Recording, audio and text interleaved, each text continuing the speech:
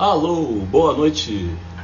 Vamos iniciar logo em seguida a live que eu estou esperando há mais tempo, que é com o Dr. Drauzio Varela. Nós já fizemos uma tentativa antes, aí tivemos problema de conexão. Vocês estão me ouvindo bem? Que eu estou sem retorno do meu áudio. Não preciso fazer a apresentação do Dr. Drauzio Varela. É só importante a gente mencionar que a postura que ele teve desde o início em relação à ciência, a não entrar nessa maluquice do negacionismo.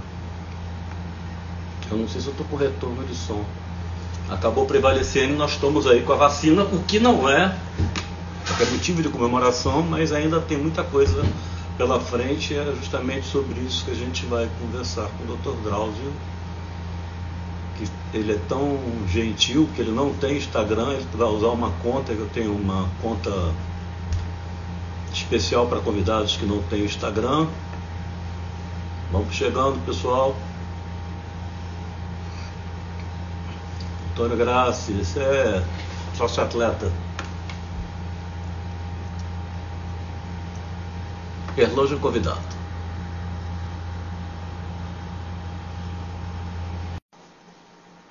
Eu abri uma conta para... Tem muita gente que não gosta de Instagram, não gosta de mídia social. Dr. Drauzio, finalmente. E aí, Erlange? Vamos ver se a internet nos ajuda hoje, né? Eu estou sem áudio. Vamos lá. Não é fácil. Deixa eu até mudar um sistema aqui.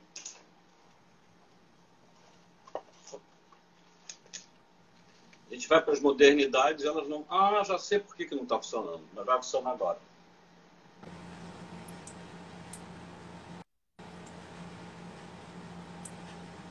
Está frisando? Só poderia falar? 1, 2, 3. Aqui está tudo bem, estou te ouvindo bem. Agora estou ouvindo bem, agora foi. Está ouvindo? Tem Tô até com o microfone aqui, Erlange. Não, mas isso é chique. Microfone de lapela aqui. Eu tenho deficiência auditiva, então eu uso o aparelho auscultador, como se diz em Portugal. E ele conecta direto com o iPhone. Mas às vezes eu altero com o iPod. Mas é uma vantagem, porque ele estava ligado. E aí ele não estava deixando o iPod funcionar.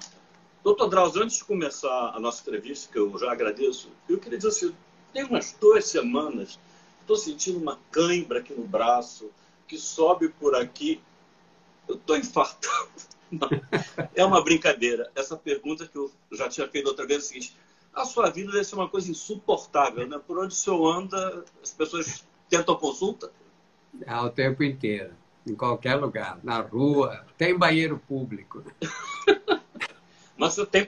acho que faz parte da vocação do médico ter essa paciência, né?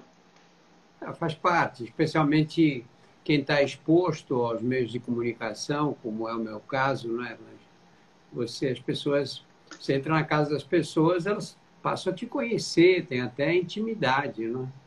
E a figura do médico num país que a saúde pública é tão desprezada, né? A figura tem muita importância. E é engraçado, porque às vezes as perguntas são irrelevantes, não levam a nada como essa que você me fez agora. Mas às vezes são perguntas que você, com uma frase, você muda ou melhora a vida daquela pessoa, dá uma orientação que ela está precisando naquele momento. Eu tenho alguns parentes que são médicos e eles comentam muito como o brasileiro gosta de remédio. Ele faz uma consulta e aí diz, não tem nada, pode ir embora. Assim, mas não vai me dar um remedinho? Tem uma cultura... Eu acho que está mudando isso, Erlange. Foi mais assim no passado. Eu acho que hoje já existe um pouco mais de consciência, de conhecimento mesmo, saber que os remédios têm efeitos colaterais, que você não pode... Não é que o remédio nem sempre faz bem, como as pessoas imaginam, né? E mesmo medicamentos, que às vezes têm uma ação muito importante na doença, são capazes de curá-la, mas tem efeitos colaterais, como os antibióticos, por exemplo, os anti-inflamatórios e outros tantos medicamentos, né? Doutor Drauzio, Sua formação, como é que foi sua infância? Como é que foi que o senhor descobriu a paixão pela medicina? Aí a gente chega, está todo mundo querendo saber a pandemia, mas todo mundo tem uma história, assim como todo paciente tem uma história para contar, todo profissional, eu tenho a curiosidade de saber como é que o senhor chegou, onde chegou. Como é que foi sua infância, seus pais, a influência? Olha, eu nasci num bairro operário aqui em São Paulo, bairro do Brás, um bairro fabril, em que aí eu nasci nos anos 40, nasci durante a Segunda Guerra Mundial, e vinham os imigrantes nessa época, já vinham vindo desde antes, né, para trabalhar nas fábricas, porque os imigrantes, especialmente italianos e espanhóis, mas especialmente os italianos, eles vieram para substituir a mão de obra escrava. Assim que foi abolida a escravidão, eles foram buscar os imigrantes na Europa que passava fome, especialmente o sul da Europa naquele tempo. Então era um bairro com muitos italianos. Eles são tantos que você vê o sotaque italiano ficou impregnado na linguagem, na fala paulistana. Eu mesmo reconheço em mim esse sotaque muitas vezes. E era um bairro que o apito das fábricas dava o ritmo do dia, né? Tocava às 8 da manhã, os homens começavam a trabalhar, meio-dia tocava de novo, e aí depois, da 1 hora até às 6 da tarde, aí os homens voltavam para casa quando era o apito final. Eles levavam marmita, carregavam para... Era um bairro cinzento, não tinha árvore no bairro. Para ver uma árvore, você tinha que andar alguns quarteirões. É uma cidade completamente diferente da cidade de vocês aí no Rio de Janeiro. E a medicina? Olha, eu não sei, meu pai dizia que a primeira vez que me perguntaram o que eu ia ser quando crescesse, eu disse que ia ser médico. Sei lá, talvez eu tenha respondido isso e ele gostou da resposta. A minha mãe talvez fosse viva nessa época ainda e tivesse me reforçado essa opinião. Sei que eu nunca pensei em fazer outra coisa, né? Nunca, na vida inteira. Nunca pensei que eu pudesse ter outra profissão, nem antes de tê-la, nem durante, nem depois, nem nunca. Nunca me passou pela cabeça que eu pudesse ter um outro ramo de atividade. Doutor Trausto, vamos partir então logo para essa tragédia aí que a gente está enfrentando e que poderia está sendo enfrentada de uma maneira bem diferente. Eu tenho visto o senhor elogiar muito a imprensa, minha profissão, jornalistas, no aspecto de trazer para o público a realidade, a gravidade. Mas logo no primeiro momento, a Organização Mundial da Saúde cunhou um termo, chamou infodemia, doença de informação. Eu mesmo, como jornalista, acho que não estou falando de fake news, mas se divulga com boa intenção tanta coisa que passado um ano depois a gente não tem certezas, tem dúvidas sobre a doença, ou a doença é mesmo algo que ainda não entendemos? Olha, Erlanger, eu acho que enquanto a doença estava na China, o vírus estava lá circunscrito à China, nós não tínhamos informação. E a impressão que dava, baseado nos outros informações sobre os outros coronavírus, dava a impressão que a ameaça não seria grave. Eu mesmo me enganei nesse iniciozinho. Estou falando de começo de janeiro do ano passado. Eu lembro que o Anthony Fauci, que é uma das maiores autoridades de moléstias infecciosas nos Estados Unidos, eu conheço desde o início, desde quando surgiu desde que surgiu a AIDS. Ele mesmo dizia, olha, a mortalidade não vai ser diferente daquela das gripes. Mas quando a doença chegou na Itália, aí nós tivemos uma consciência exata. Isso foi no começo de fevereiro. Aí nós ficamos sabendo do que estava acontecendo nas UTIs, o horror que eles estavam vivendo nas UTIs, e aí, sim, nós tivemos uma ideia da dimensão da doença. Mas, na verdade, nós fomos aprendendo no decorrer da epidemia o que a gente sabe hoje. Você lembra que no começo chegavam as coisas em casa, você lavava tudo, né? Lavava o saco plástico, lavava tomate por tomate, maçã por maçã, com água, sabão, jogava álcool em tudo, as superfícies. Eu comprei um aparelhinho de ultravioleta. Ficava passando ultravioleta em tudo. Você tirava o sapato, né, para entrar em casa, para não levar o vírus para dentro. Muitos tiravam a roupa e entravam no banho quando chegavam em casa. Hoje nós sabemos que o vírus não se transmite com tanta facilidade assim, né? Você vê que, em geral, ele precisa de um ambiente fechado para ser transmitido e algum contato direto sem máscara. A máscara protege bastante. Esse é o ponto que eu já ia chegar.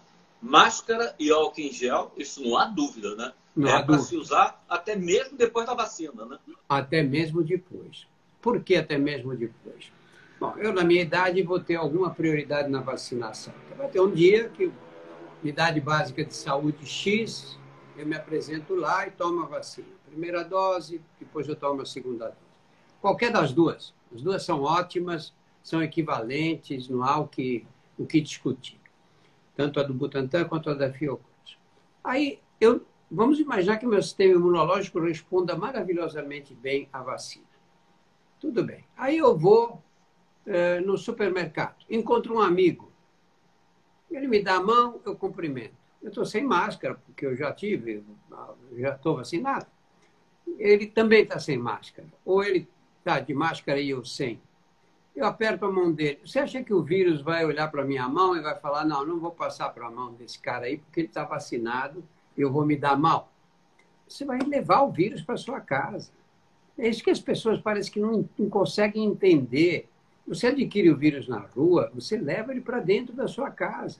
Chega na sua casa, você vai transmitir para os seus filhos. Fim de semana, você vai visitar, vai apertar a mão do seu pai que veio te visitar. Você passa o vírus.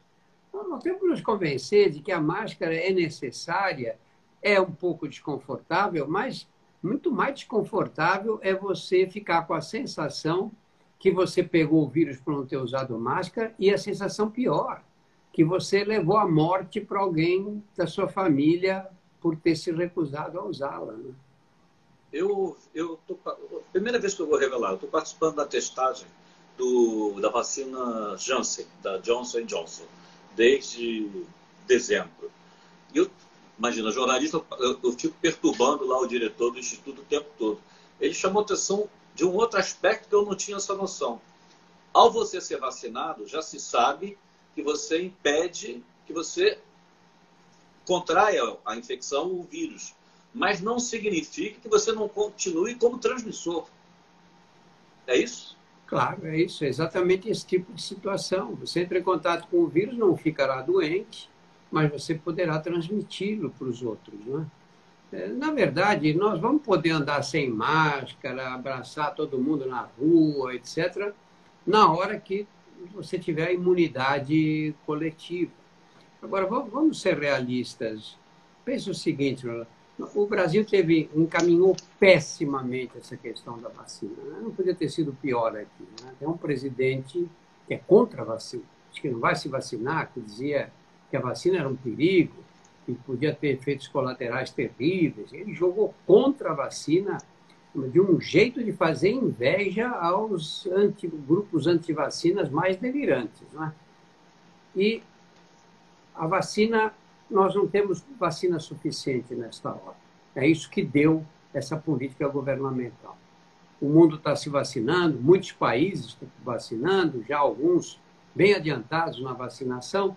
Nós temos essa miséria, por enquanto tivemos aí as 6 milhões de doses do Butantan e os 2 milhões da Fiocruz, né? Importadas, todas essas doses. Quer dizer, nós estamos numa situação muito precária nesse momento, né? Muito precária. Aí nós vamos levar tempo ainda para conseguir o número de vacinas suficientes, porque a disputa mundial é enorme, não é? Nós vamos demorar para conseguir. A conclusão é que nós não vamos conseguir vacinar todas as pessoas que precisam ser vacinadas no decorrer de 2021. Não vamos. É ilusão imaginar que todos vão receber a vacina, que vai ser tudo bem, que nós temos milhões de doses, que teremos 100 milhões, 200 milhões só da Fiocruz. Mas esse processo leva tempo. O Butantan construiu uma fábrica nova, a Fiocruz também, mas essa fábrica do Butantan está pronta lá para setembro, na melhor das hipóteses. Depois e são vacinas que precisam de 2 doses, né? 2 doses. É um complicador. E quando você olha, vê o que está acontecendo na vacinação nesse momento, olha, é de deixar com medo. É de deixar com medo. Por que é de deixar com medo? O Brasil tem um dos maiores programas de imunizações do mundo. É isso. É reconhecido internacionalmente. Nós temos cerca de 38 mil salas de vacinação espalhadas pelo país. Não é que a sala está lá vazia, esperando alguém entrar, não. Tem a sala, tem o técnico em vacinação, a supervisão de uma enfermeira e uma geladeira que mantém a temperatura entre 2 e 8 graus. É a maior infraestrutura do mundo. Qual é o país que tem 38 mil salas de vacinação? Muitos não têm, porque são países menores. Mas pega os Estados Unidos. Onde é que eles estão vacinando as pessoas agora? Estádio de futebol, centro de convenções, escolas. Não é? Eles não têm essa estrutura. E nós temos tudo isso. E tínhamos uma pessoa que vinha comandando o Programa Nacional de Imunizações, a doutora Carla Domingues, que todos os especialistas consideravam a pessoa que mais entende de imunizações. E nós conseguimos coisas sensacionais. Nós vacinamos no passado 18 milhões de crianças contra a poliomielite em um único dia. 18 milhões em um dia. Nós vacinamos agora, em 2020, 80 e tantos milhões, 88, 89 milhões, 89, se não me engano, milhões de pessoas contra a gripe. Nós vacinamos contra H1N1 80 e tantos milhões de pessoas em 3 meses. Se tem uma coisa que o Brasil sabe fazer é vacinar. O que aconteceu? Eles tiraram do Ministério da Saúde as pessoas que eles consideravam que eram do PT, que eram dos comunistas, enfim. E que, na verdade, não interessa do que eles eram.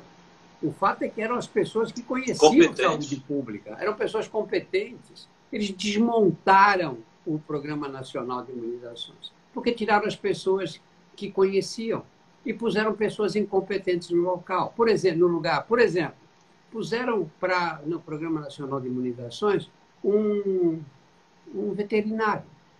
E o que fez esse veterinário? Incluiu agora os veterinários. Eu vi nas prioridades. Pois é, nas prioridades para vacinar. Eu vi isso hoje, eu nem ia perguntar, mas eu achei que eu tinha entendido errado. Não, você entendeu certo. É porque o chefe do Programa Nacional de Imunizações, que ficou no lugar da Carla Domingues, é veterinário.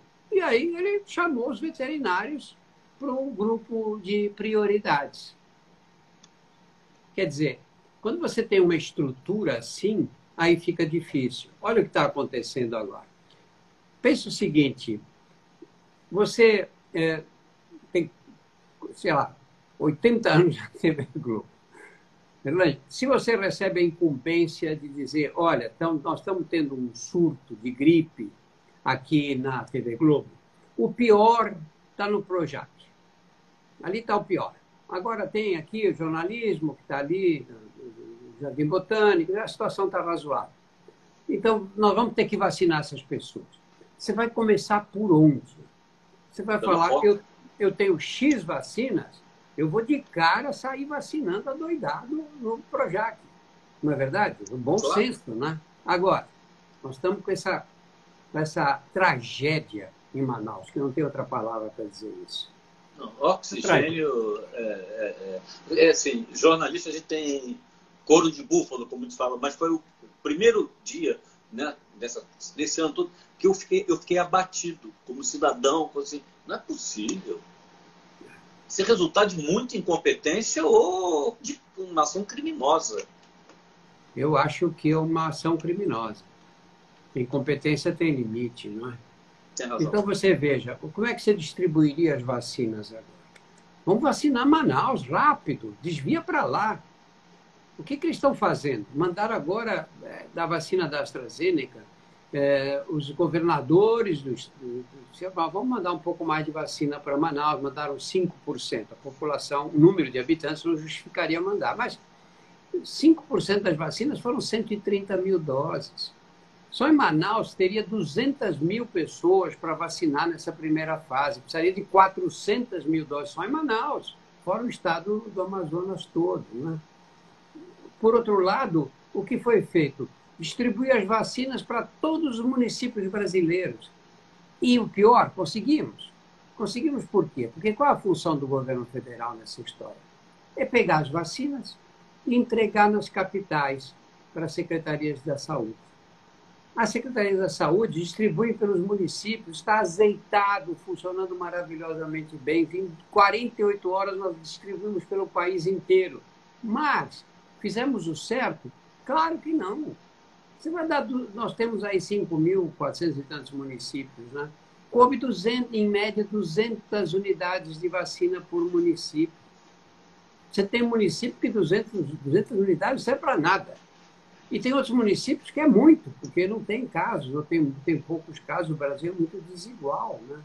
Isso normalmente, como era feito? Era feito um mapa para você identificar os pontos principais. Esses é que tem que receber as primeiras doses, os outros têm um pouco de tempo para esperar, né? Especialmente porque é a primeira vez que nós fazemos uma campanha de vacinação sem vacina, né? Já está claro que ninguém vira jacaré e o próprio, digamos, é um governo federal que é meio doido, porque o Bial falou que é um demente criminoso, porque ele atacava as vacinas e agora o governo quer ser o dono das vacinas. Por que eu tenho que perguntar, vacina sempre na cabeça das pessoas vou inocular a doença para fazer com que o organismo reaja. Não é bem assim essa vacina, né? Você não... Como é que é o processo dessa vacina? Olha, tem várias formas hoje, né? As pessoas são engraçadas, né? Porque todo mundo dizia o quê quando surgiu a epidemia? Ai, não vejo a hora que apareça a vacina, porque aí eu vou poder sair, vou voltar para encontrar os amigos, beijar minha avó. Todo mundo falava isso. De repente surgiram as vacinas. Aí o que eles dizem? Ai, não, foi muito depressa. Foi muito depressa, eu não vou me vacinar, não tem segurança. Duas coisas, não foi depressa, não. São pesquisas que vêm evoluindo há mais de 20 anos para chegar nesse ponto. Nós só conseguimos produzir as vacinas em 10 meses porque elas foram precedidas por um longo trabalho em laboratório. E agora foi possível fazer nesse prazo. As vacinas hoje passam por análises e por critérios de segurança que não há possibilidade de você tomar uma vacina e ter uma doença grave. Pode acontecer isso, uma dose em cada 100 milhões, mas é a maior raridade. Olha, eu costumo dizer que esses casos de reação era o mesmo cara que ia sair do laboratório e ia ser atropelado. Ou seja, estatisticamente, em saúde pública, isso não tem peso nenhum, né? Pois é. Olha, você está com dor de cabeça. Aí você vai para a farmácia. Chega na farmácia, você diz para o farmacêutico, tem algum remédio aí bom para dor de cabeça? Ele fala, tem sim, tem um aqui, te dá. O risco de você ter um efeito colateral com esse remédio, que está ali à venda no balcão, em qualquer lugar, todo mundo pode comprar, é maior do que de você ter um efeito colateral importante com a vacina. Porque qualquer medicamento pode dar alergia, pode dar uma série de problemas. Alguns atacam o fígado, outros atacam o rim. A vacina não tem essas inconveniências de jeito nenhum. São absolutamente seguras. Então, a pessoa que diz, não, eu não vou tomar porque eu tenho medo, ou é paranoide ou é ignorante. Desculpa, mas essa que é a realidade, né? As pessoas que têm comorbidade... Então, por exemplo, você está falando em duas, mas nós estamos lidando com a AstraZeneca da Fiocruz, a Pfizer está também quase reta final, a Janssen, a do Butantan e a Sputnik, todas na fase 3. Primeiro, chegou na fase 3, a discussão é só sobre eficácia. Malefício não vai ter nenhum. Qual é a diferença entre elas, ainda perguntando que eu já ouvi uma história? De acordo com a sua comorbidade, você tem que escolher uma vacina diferente ou toma a que aparecer primeiro na frente? Olha, pode tomar que for necessário, porque elas são tão seguras que não representam ameaça para ninguém. É lógico que se você fez, por exemplo, teve uma leucemia, fez um transplante de medula óssea, você não deve tomar vacina sem conversar com o médico que trata de você, lógico, não é? Porque aí é uma situação muito especial, teu sistema imunológico foi destruído no transplante e foi criado um outro, que é o sistema imunológico que veio do doador do seu transplante. Aí é uma situação de alta complexidade. Aí você tem que conversar com o seu médico. Agora, as doenças, as comorbidades comuns, pressão alta, diabetes, artrite reumatoide, você não tem o que discutir. Vai lá, toma a vacina. Essas são as pessoas mais importantes, que mais precisam dela. Né? Agora, outra coisa. Tomei a da Fiocruz. Aí tem possibilidade de tomar uma outra. A recomendação do doutor do Instituto é o seguinte, não, escolheu uma, segue com ela. Tá correto isso? Está correto. Todas as vacinas que estão no comércio são vacinas para ser aplicadas em duas administrações. A da Janssen parece que uma só vai ser suficiente, né? Mas as outras todas precisam de duas. Se você recebeu uma das vacinas, a segunda dose tem que ser da mesma. Não existe experiência feita com essa mistura de doses. Não há nenhum estudo. Vai haver um primeiro estudo agora da vacina da Fiocruz, AstraZeneca, com a vacina russa, Sputnik. Por quê? Porque as duas usam uma tecnologia idêntica, ou muito parecida. E aí eles estão estudando para ver se podem usar de forma intercambiável as duas. Né? E essa nova tal da... Primeiro, queria saber se o senhor mantém aquela opinião, quando a gente conversou lá atrás, de que não era uma segunda onda, que não caiu o suficiente para caracterizar uma segunda onda. E, ao mesmo tempo, parece que surgiu uma nova cepa. As vacinas servem, primeiro, é a segunda onda, e as vacinas servem, se for o caso da segunda cepa? Não, a segunda onda é uma nomenclatura popular, né, que não encontra respaldo epidemiológico. Porque o que aconteceu no Brasil? Você lembra que quando começou a doença, ficou todo mundo esperando o pico, lembra disso? O pico vai ser em maio. Aí, porque a gente, maio, tinha ideia o quê? Que ia acontecer o que aconteceu em alguns países europeus, que um aumento do número de casos seguido de queda, né? Então ficava todo mundo esperando o pico, não era por ele, era para que acabasse logo, né? E, na verdade, o que aconteceu no Brasil? No Brasil, com essa dupla mensagem que foi enviada aos médicos, falando de um jeito, o presidente da República boicotando, saindo sem máscara, aglomerando, xingando. Nós não tivemos um isolamento decente aqui. A conclusão, o que aconteceu? Quando nós chegamos no pico, nós tivemos um platô prolongado. Esse platô veio aí de junho, foi até setembro, e foi caindo devagar. E, de repente, nós começamos a ter um aumento de casos pelo fim do ano, e na hora que veio Natal, Ano Novo, como todos nós prevíamos, explodiu. E aí a doença... Você não pode falar numa segunda onda, na verdade. É uma continuação da primeira com uma reativação agora. Mas isso não faz diferença nenhuma. Do ponto de vista popular, você pode falar em segunda onda, porque nós estamos tendo um aumento muito grande do número de casos. E essa nova cepa mesmo, ela já está bem espalhada? E as vacinas funcionam para ela? Olha, essa nova linhagem do coronavírus está aí. Ela teve uma mutação que apareceu na África do Sul, mais contagiosa, outra que apareceu no Reino Unido, também muito contagiosa, e agora aparece essa que foi detectada no Japão, em viajantes que vinham de Manaus. Aí o pessoal da Fiocruz, especialmente o Felipe, esqueci o sobrenome dele, mas o Felipe detectou a presença do vírus lá. E eles continuaram estudando. E quando você tem uma cepa que é mais contagiosa do que as outras, ela vai predominando. Porque enquanto o vírus comum infecta 1, esse infecta 5. Então, depois de um tempo, você vai ver, Manaus já tem 85% dos infectados são por essa nova cepa. E essa cepa já se espalhou pelo país, claro. Né? Porque e as vacinas que a gente tem servem para ela? Provavelmente, porque as vacinas não atacam um ponto só da estrutura viral, atacam em vários pontos. Então, por enquanto, pelo menos, isso não é problema. Mas acontece um fenômeno aí, eu imagino que quanto mais tempo a epidemia dura, maior é o risco de ocorrerem novas mutações. Lógico, a mutação faz parte da vida natural dos vírus. Né? Eles vão sofrendo mutações.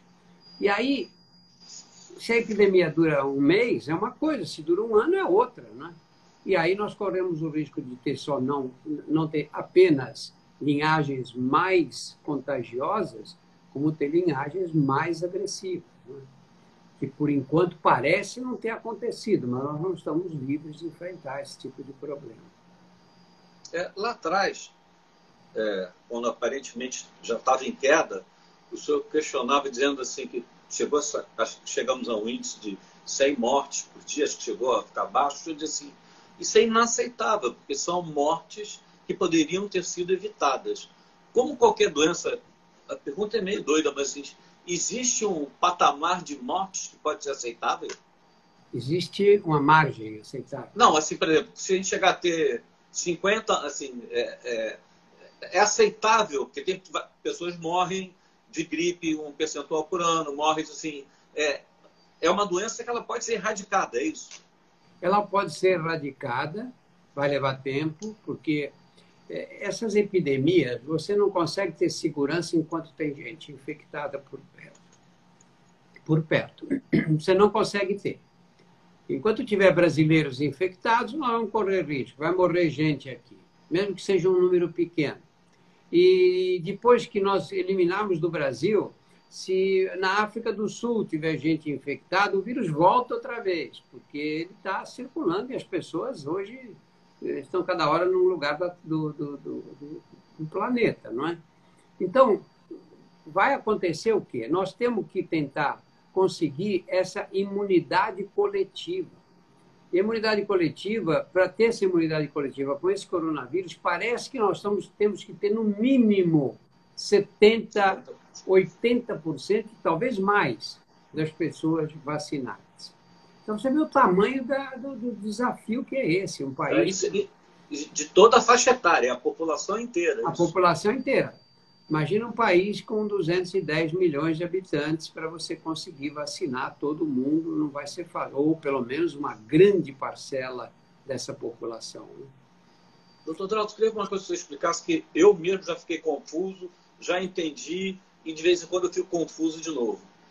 A tal da eficácia. Porque eu sempre achei que a eficácia era assim, criou anticorpo. Mas depois eu vi algo dizer assim, não, deu eficácia de tanto por cento em casos leves, tanto por cento em casos mais graves. Então, eram pessoas que já tinham o Covid e que a vacina funciona. Explica a eficácia, o que é, por favor. Você foi confundido também por isso que aconteceu em São Paulo. Né? O anúncio, primeiro foi anunciada a vacina, dizendo que tinha 72 ou 78, eu não lembro. Acho que é 78%. 78% a 100% de eficácia. Eu ouvi aquilo, porque eu estava super curioso, fui ver, tá, todo mundo, né? Todo mundo ligado ao problema, estava ansioso por ver os dados da vacina do Butantan. E aí aparecem esses dados aí. 78% a 100% de eficácia. Isso não existe. Você não faz uma apresentação científica assim de jeito nenhum. Isso não tem nenhum interesse. Foi uma jogada política. Foi uma jogada política que eu acho horrível, né? Pessoas, homens de ciência que estavam lá fazerem uma apresentação daquele nível. Mas, do ponto de vista político, pôs fogo. No dia seguinte, o Ministério da Saúde comprou as vacinas do Butantan. E até ali, qual era a conversa? Até aquele momento, qual era? A conversa era que nós não vamos comprar a vacina chinesa do Dória. Não era isso que o presidente da República dizia? Quando o ministro da Saúde disse que ia comprar a vacina, veio para São Paulo, estabeleceu um compromisso de comprar as vacinas, no dia seguinte ele disse, quem manda sou eu, não vamos comprar de jeito nenhum. Por causa daquela apresentação ridícula, o governo, no dia seguinte, efetuou a compra do Butantan. Então, aquilo que... O marketing foi bom. O marketing foi perfeito. Marketing foi perfeito. Na verdade, o que aconteceu com essa vacina? Por que eles disseram 100% de proteção? Mas eu queria que o senhor, desculpe, o senhor detalhasse o que é eficácia? É fazer efeito... Eficácia é o seguinte, eu vacino 100 pessoas e das 100 pessoas eu tenho 85 que não adquirem infecção, 15 adquirem. Eu digo que a eficácia foi 85%. A eficácia me dá a proteção contra a aquisição da doença. Tá certo? Bom, por que eles levaram esses números? Disseram que a vacina protegia 100% contra apresentações graves e contra a morte também. Agora, do grupo que recebeu placebo, sabe quantos morreram, Ivan? Zero. Nenhum. Então, eu posso dizer que o placebo protegeu 100% contra a morte também. Né? Isso é que causa esse mal-estar, de um modo geral. Né? Porém, tem um dado importante. Do grupo que tomou a vacina, ninguém foi parar no hospital. E um número pequeno, que eu acho que foi de 18, de 12 ou 18, eu estou confundindo um pouco esses dois números, precisaram ir ao médico, mas não precisaram ser internados. Enquanto que no grupo placebo, 60 e tantos foram ao médico. Bom, então, nesse caso, o que eu espero de uma vacina? Eu espero que tome a vacina e não fique doente, claro, né? Isso é o ideal. Agora, se eu tomar a vacina e ainda assim ficar doente, o que eu vou querer? Que seja uma doença leve, que eu não precise ser internado, ficar sozinho, isolado no hospital, que eu possa ficar na minha casa, deitado, meio cansado, uns dias e pronto, toco a minha vida para frente. Isso parece que tanto a vacina do Butantan quanto a da Fiocruz conseguem. Por que eu digo parece? Porque agora que nós vamos ver milhões de pessoas sendo vacinadas. Então, agora é que esses números vão ficar mais maduros. Mas os números obtidos até agora têm grande significado. Dá para a gente confiar que vai ser protegido pelas duas vacinas. O senhor estava falando sobre placebo. No grupo que eu participei, teve gente que tomou placebo e teve reação como se tivesse tomado a vacina. Como é que funciona? É uma coisa psicossomática? A pessoa... O placebo funciona? Isso é um dos problemas com a vacina. Por isso é que você tem que ter um controle de segurança, especialmente agora nessa fase. Você imagina o seguinte.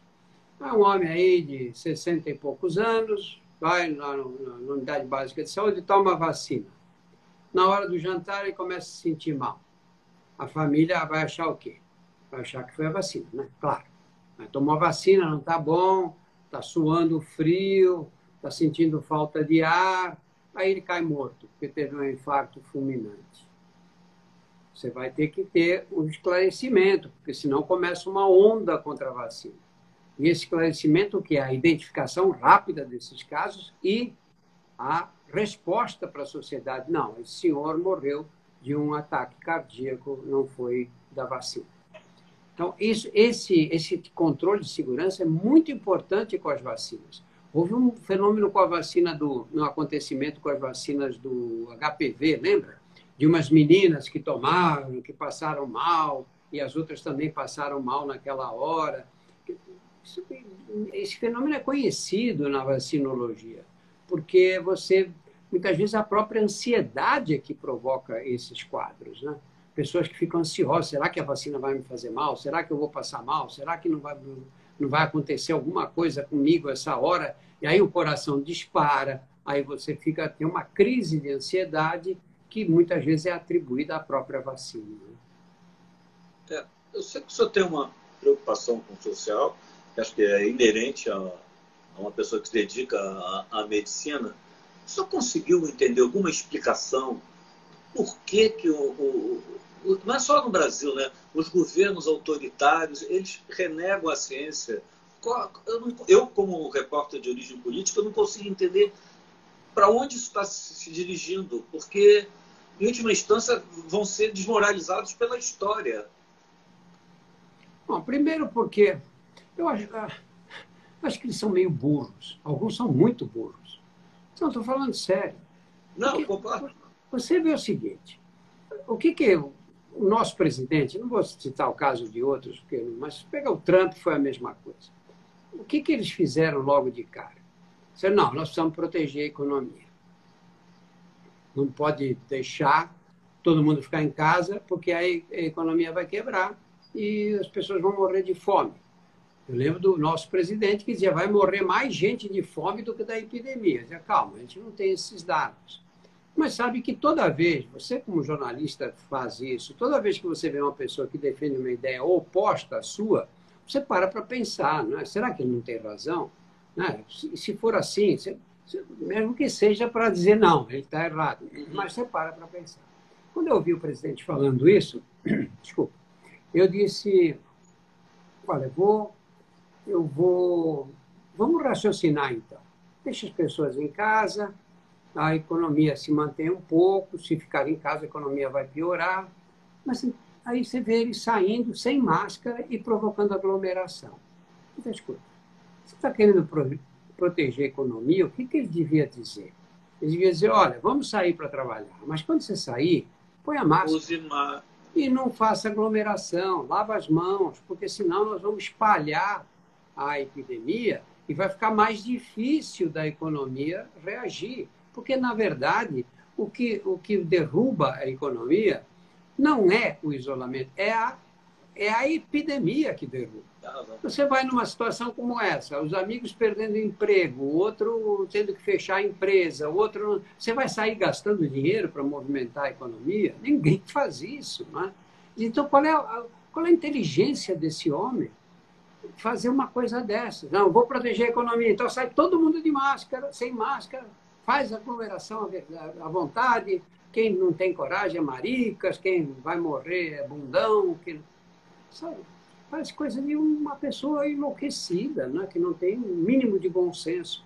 Aí inventam que tem um remédio, e esse remédio vai, se você tomar logo no início, você não vai morrer.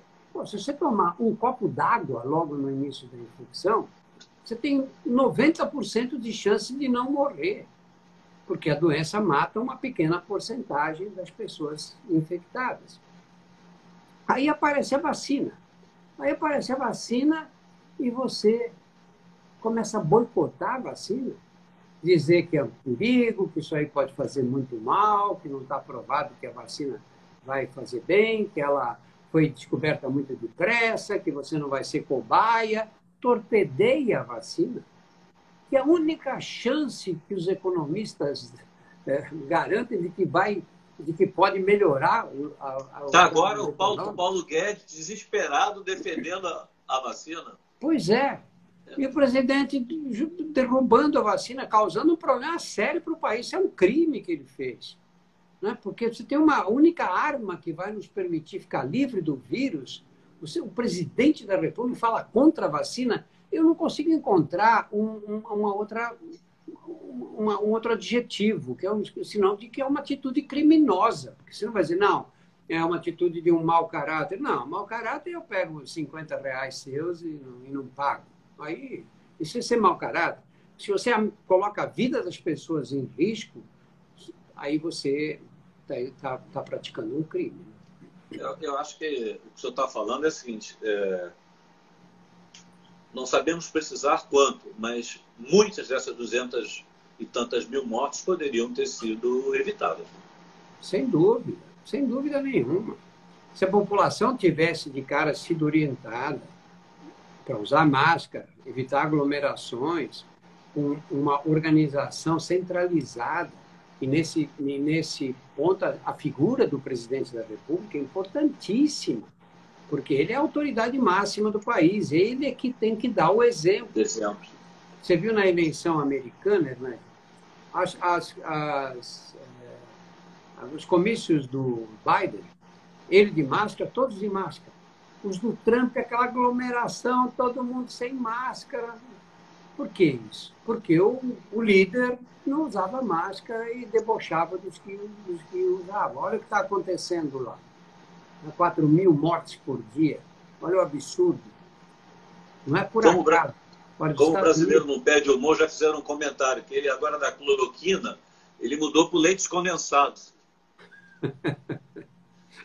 Doutor Drauzio, também é o seguinte, vamos dizer, nessa briga que não é de saúde pública, é de política, os governadores e prefeitos não estão tão assim preocupados com a saúde pública, estão muito mais preocupados em questões eleitorais, né? Assim, não vou nem dizer do show que o governador Dória fez ontem, mas ao mesmo tempo que eles têm uma postura mais firme, eles estão sendo muito frouxos com o isolamento social. O senhor não acha, não?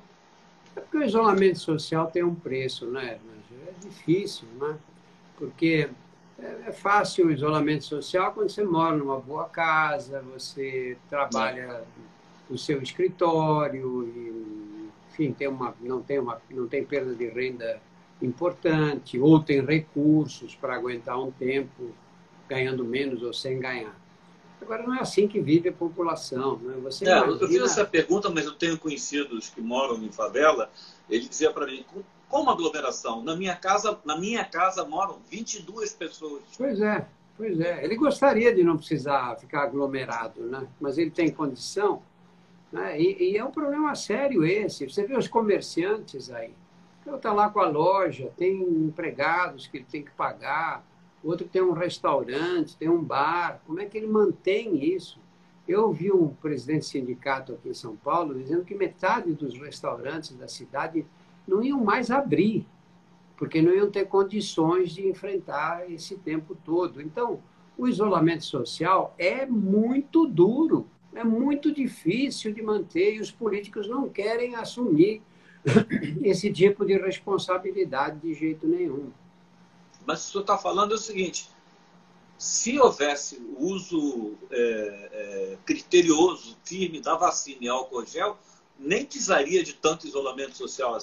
A máscara e álcool gel. Máscara, Olha, se você usar máscara, álcool gel, e você não chegar perto das pessoas, tentar evitar aglomerações ao máximo mesmo, dificilmente você pega. Eu acho que tem uma resposta que a ciência está devendo para a sociedade. Como o vírus se transmite ao ar livre? Como? Você vê as praias lotadas daquele jeito, as pessoas grudadas umas nas outras, todos sem máscara. Bom, aí estão muito próximas, né? Um espirra na cara do outro, né? Então, aí é uma situação diferente. Mas você vê as pessoas andando na rua, estão andando sozinhos, ou com duas pessoas, não é? O risco de pegar o vírus assim é muito pequeno, certamente. Nós tínhamos que quantificar isso, dizer como é que você faz para você ir para a rua, andar à vontade, sem correr risco. As pessoas precisam desse tipo de orientação. Você veja a quantidade de gente que vai ao supermercado. Todos nós vamos, né? Chega uma hora que você tem que ir à padaria, comprar pão, ou tem que ir ao supermercado. Você conhece alguém que pegou o vírus no supermercado? Que não teve contato com ninguém? Saiu, foi no supermercado, voltou e pegou? Foi de máscara, lógico, né? E lá no supermercado estava todo mundo de máscara. Então, se você dá essas orientações para a população, se você tem uma autoridade que centraliza o país inteiro, que diz, olha, quando você for ao supermercado, procura não ir no momento que está muito cheio, faça as compras rapidamente, saia para fora, vá com a máscara, não tire a máscara de jeito nenhum, chegou em casa, lava a mão. Essas coisas tão simples que ele podia ter feito lá atrás. E não fez por que razão? Só pode ser por burrice, por não ter um mínimo de inteligência para entender o que estava se passando e onde ele está se metendo. E no beco sem saída que ele se colocou. No andar da carruagem, pelo que o senhor está falando, a gente vai estar numa imunização em 22, é isso? Eu acho. É difícil prever, né? Mas eu acho que Não acabamos de vacinar este ano de 2021, não. Outra coisa que está acontecendo... Desculpa, eu vi aqui uma mensagem que subiu de lavar os alimentos. A gente fazia isso no começo, lavava tudo. Era um inferno na hora que chegavam as compras, né? Tá passando álcool gel em fruta. Em fruta. Álcool gel em fruta. Nossa. Eu tinha um amigo que tirava o sapato, depois ele pegava uma escova, jogava álcool no sapato, por dentro, por fora do sapato inteiro, depois passava uma escova com sabão na sola. Eu estou vendo agora um movimento que eu acho que aparentemente ele é voltado para o social, mas eu acho uma grande burrice, que é se impedir que a iniciativa privada compre vacina, assim como a associação dos laboratórios e clínicas. Eu acho que eles não vão estar tirando da cota que o governo está comprando. E se a Volkswagen resolver vacinar os seus funcionários, ótimo. Se a outra empresa quiser... porque hoje quem tem poder aquisitivo já toma a vacina particular, já toma da tuberculose particular, já toma da herpes particular e tem plano de saúde. Não acha que quanto mais tiver oferta, melhor? Não, aí nós temos um outro problema. Você veja, Evangelho, quando você fala em custo das vacinas, o Ministério, porque a vacina da Pfizer é uma vacina muito cara, a Pfizer ofereceu 70 milhões de doses para o Brasil que não se interessou, o Ministério não se interessou. Imagina se nós já tivéssemos esses 70 milhões de doses agora, que maravilha seria. Não é uma vacina muito boa, porque não é muito boa, não é muito adequada, porque tem que ser guardada em temperaturas muito baixas. Mas não é falta de dinheiro. Nós gastamos 600 bilhões de auxílio emergencial para os trabalhadores. 600 bilhões. Não poderíamos ter gasto aí 2, 3, 4, 5, o que fosse para comprar vacina? Que diferença ia fazer no meio desses 600 bilhões? E esses 600 bilhões é um dinheiro que o governo pegou, distribuiu para as pessoas. Esse dinheiro não volta mais.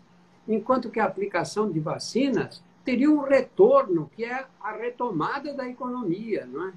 Se tivesse havido gente com um mínimo de cabeça, porque não precisava ser luminar para perceber isso, todos os técnicos falavam. Está na hora de nós temos que sair comprando vacina, arriscando. Algumas não vão dar certo, outras vão dar. Nessa hora não pode fazer economia, porque você economiza esse dinheirinho aqui para gastar um dinheirão lá na frente, tendo que manter as pessoas num regime de pobreza quase total, ou de miséria, muitas vezes. Né?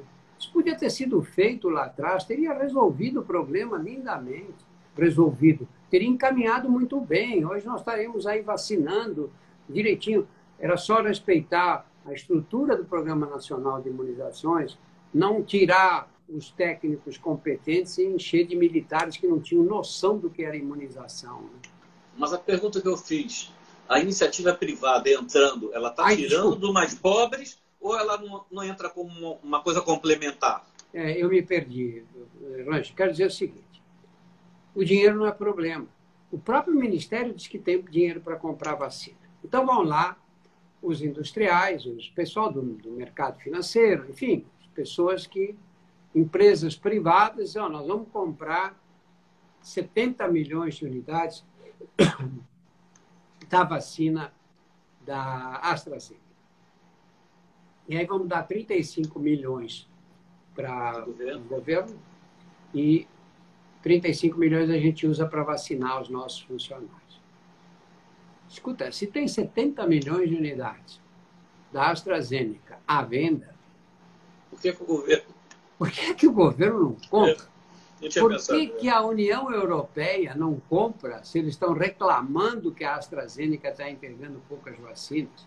Aí esses senhores que dirigem empresas, supostamente são homens de negócios, homens experientes, vêm com essa proposta e esquecem de perguntar para quem? Para a AstraZeneca. Vocês vendem 70 milhões de unidades para nós? A AstraZeneca diria o que disse agora. Não. Não estão à venda. Nós estamos vendendo para os governos. Né? Coisa ridícula, absurda. Né? Eu acho que se aparecer vacina aí, é o governo que tem que comprar. Vale a pena investir esse dinheiro em vacina, nem que seja uma quantia importante, vale a pena. Doutor Drauzio, toda vez que eu encontro o senhor, eu sempre cito o caso do grande neurocirurgião Paulinho Niemeyer, que acaba de uma operação de 4, 5, 6 horas, aí informa a família que o paciente está salvo. Aí todos falam, graças a Deus. O senhor já falou da política. Como é que o senhor vê o papel da religião aí nessa pandemia? Olha, eu não sou religioso. Não sou religioso. Na verdade, sou ateu. Mas eu tenho respeito pelo sentimento religioso. É lógico que eu não tenho nenhum respeito por esses mercadores da religião aí que ficam explorando gente humilde para fazer fortunas às custas dos mais pobres. Mas o sentimento religioso eu acho muito bonito. Eu acho que para algumas pessoas ele é fundamental. Aliás, para a maioria das pessoas ele é fundamental. Eu gostaria até de ser, se eu pudesse, se eu conseguisse ser religioso. Mas a religião, nesses momentos, para alguns, funciona muito bem, porque dá um amparo,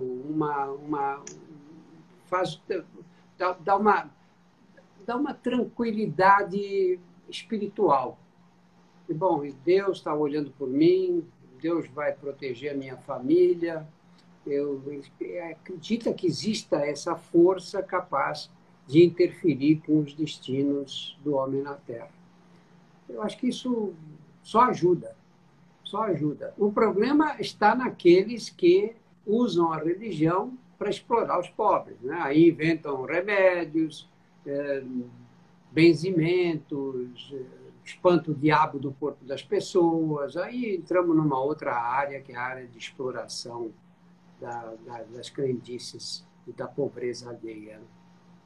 Doutor Drauzio, acabamos de ver que o senhor não é um pastor, mas eu gostaria que o senhor, para a gente encerrar, o senhor deixasse uma mensagem para as pessoas, porque eu sinto, com esse repique que teve, houve um abatimento generalizado. Assim, as pessoas estavam aguentando, deu uma espécie de uma depressão coletiva, uma ansiedade.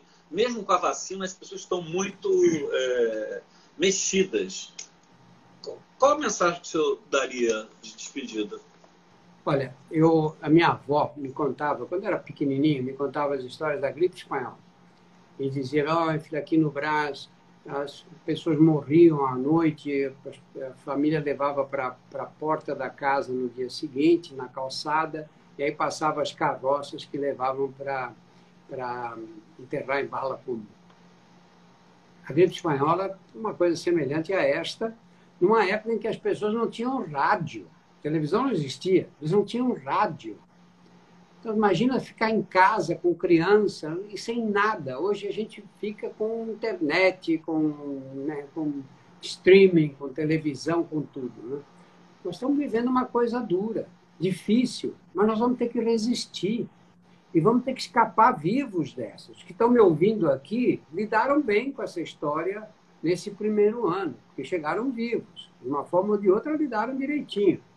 E isso vai passar. É mais um ano que seja, ou sei lá, mais um tempo. Nós temos que ficar vivos, não adianta a gente se revoltar.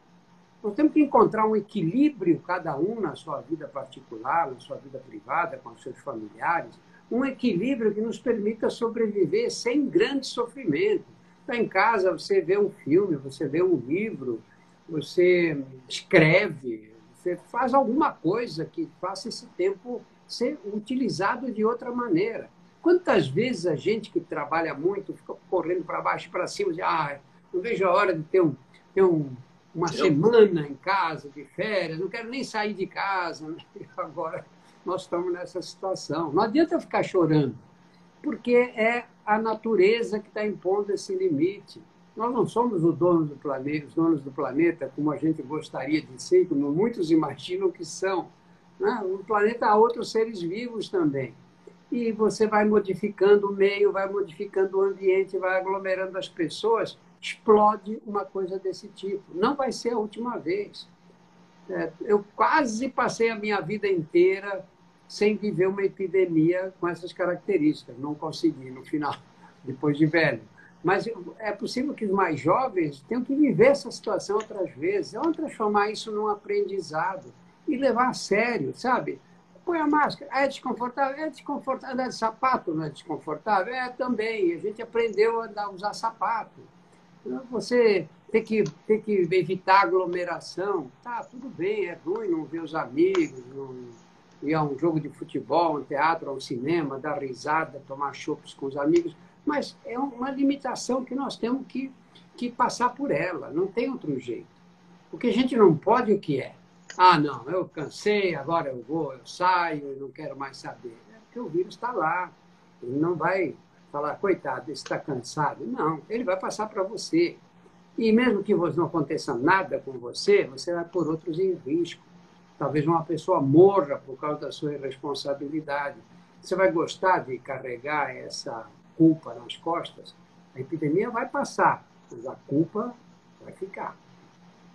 Eu acho que o senhor foi um dos que carregou essa bandeira. Dentro dessa tragédia toda, há uma lição que se aprendeu. Não precisaria morrer tanta gente, mas não tem saída que não seja a ciência, né? Não, não tem. Não tem saída. Eu acho que a gente... Duas coisas que nós... Essa lição não é possível que não tenha ficado, né? Duas lições nós vamos levar dessa epidemia, Erlanger. Essa primeira, sem a ciência, você não resolve nada. Nós temos que seguir, não seguir cegamente a ciência, não é isso, mas nós temos que desenvolver a ciência no Brasil, que é para a gente poder enfrentar essas situações. Cabeças nós temos para isso, nós precisamos de recursos mínimos para você ver, olha, duas instituições, uma no Rio e uma em São Paulo, Fiocruz, Butantan, conseguiram chegar nas vacinas rapidamente, estão aí, daqui a pouco estão fazendo tudo aqui no país. Quer dizer, nós temos gente, temos capacidade. O Brasil não é um país de pessoas ignorantes, existe uma elite brasileira muito bem preparada. Elite não no sentido financeiro, elite intelectual muito bem preparada, que tem condições de desenvolvimento científicos muito importantes. E a segunda coisa que nós aprendemos é que o SUS é absolutamente necessário. Eu acho que não quero mais ouvir essa frase, você defende o SUS. O SUS não precisa ser defendido. Como você não tem que defender. O SUS é que defende a gente. Que defende a gente. É como você dizer, eu vou defender o direito agora de tomar café da manhã no Brasil. Não, isso não tem que defender, esse é um direito, e o direito à saúde é assim também. E o Sistema Único de Saúde, o Brasil é o único país do mundo com mais de 100 milhões de habitantes que tem um Sistema Único de Saúde com essa abrangência nossa. Isso é motivo de orgulho para todos nós. Eu queria encerrar com a sua palavra, mas na minha experiência eu descobri, agora com esse teste, o Brasil não tem regulamentado até hoje uma lei que discipline pesquisas clínicas no Brasil. Não tem. Tem um projeto de lei que está em caminho, mas assim, os laboratórios querem fazer pesquisas no Brasil, querem investir alguns milhões, mas a Anvisa cria tanta dificuldade e não tem uma legislação apropriada que eles vão fazer pesquisa em outros países. Pois é. E nós temos gente na área de pesquisas clínicas altamente capacitada, gente formada no exterior, temos pesquisadores da melhor qualidade aqui, mas eles sofrem, viu? Eles sofrem com a legislação que você não imagina. Às vezes é aberto um estudo, eles querem entrar, porque esses estudos, você tem drogas novas, às quais os brasileiros não têm acesso. Então, você pega uma pessoa do SUS que vai lá e toma uma droga que custa $10 mil a dose num estudo desse. Mas só que os impedimentos são tão complexos que você, às vezes, quando você recebe autorização para fazer o estudo já está fechado porque o número de participantes foi completado em outros países. Doutor Trauso, eu agradeço muito, sei que a sua agenda é requisitada pra caramba.